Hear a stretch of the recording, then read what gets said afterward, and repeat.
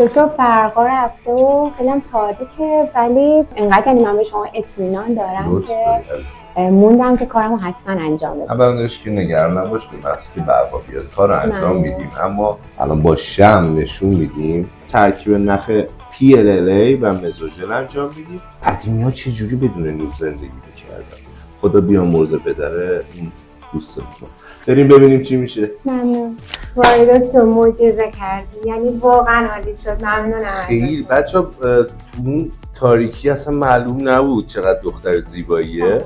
ولی خیلی زیباست. اولا که بپرسم درد داشتی؟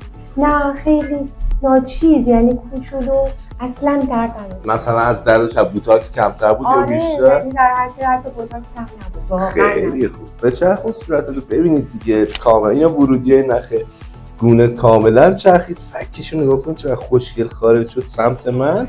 اینجا یه کوچولو ورم لیدوکاین داره که شاید 24 ساعت دیگه از بین بره. ممنون ازتون، خیلی عالی. چشمش خوشگله تجربه خیلی خوبی. مبارکت. سلامت.